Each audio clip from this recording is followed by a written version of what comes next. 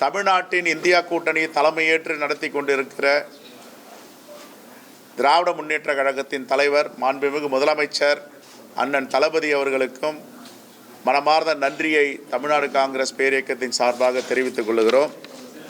வெற்றி பெற்று வந்திருக்கின்ற எங்களுடைய வெற்றி வேட்பாளராக இருந்த தற்பொழுது நாடாளுமன்ற உறுப்பினராக தமிழ்நாட்டின் மக்களுடைய குரலாக நாடாளுமன்றத்தில் ஒலிக்க இருக்கின்ற எங்களுடைய நாடாளுமன்ற உறுப்பினர்களுக்கு வாழ்த்துக்களை தெரிவித்துக் கொள்கிறோம்.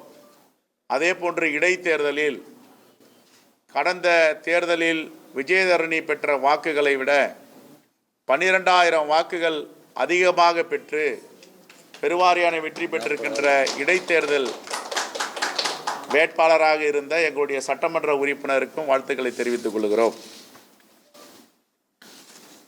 இந்திய மக்கள் பாஜகவிற்கு ஒரு மிகப்பெரிய படிப்பினையை கொடுத்திருக்கிறார்கள்.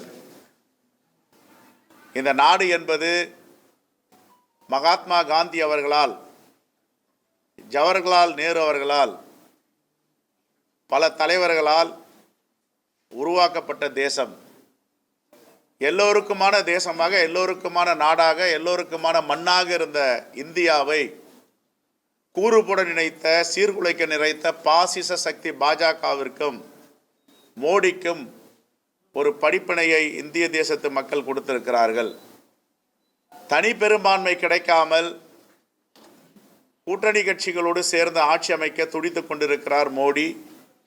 இது ஒருபோதும் நடக்காது. ஜனநாயகத்தை காப்பாற்ற வேண்டும் என்ற சக்திகள் அனைத்தும் ஒன்று சேர்ந்து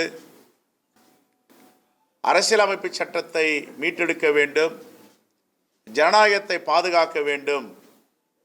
அந்த அடிப்படையில் இன்று எங்களுடைய தலைவர்கள் எல்லாம், இந்தியா கூட்டணியின் தலைவர்கள் புதுடெல்லியில் கூடி முடிவெடுக்க இருக்கிறார்கள்.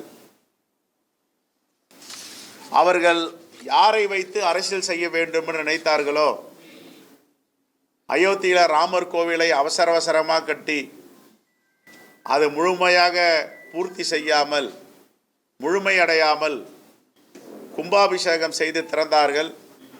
அதற்கு அங்கே இருக்கின்ற சங்கராச்சாரியர்கள், மடாதிபதி எல்லாம் கடுமையாக எதிர்த்த பொழுதும் இந்த ராமர் கோவில் என்பது மக்களுக்கான, நாட்டுக்கான கோவில் இல்லை, இது மோடியுடைய அரசியலுக்காக பயன்படுத்துகிறார் என்று எச்சரித்தார்கள். அந்த அடிப்படையில் ராமர் கோவில் அமைந்துள்ள தொகுதியே ஃபைசாபாத்தில் படுதோல்வி அடைந்திருக்கிறார்கள். இதையெல்லாம் இனி வரும் காலங்களில் இந்த RSS சித்தாந்தம் உள்ளவர்கள் புரிந்து கொள்ள வேண்டும். மோடியை ராமரும் கைவிட்டு விட்டார். தமிழ்நாட்டிற்கு வந்து விவேகானந்தரை நாடினார், விவேகானந்தரும் நிராகரித்து விட்டார். இந்தியா கூட்டணியுடைய வெற்றி கடந்த தேர்தலை விட வாக்கு சதவிகிதம் இந்த தேசம் முழுவதும் உயர்ந்திருக்கிறது.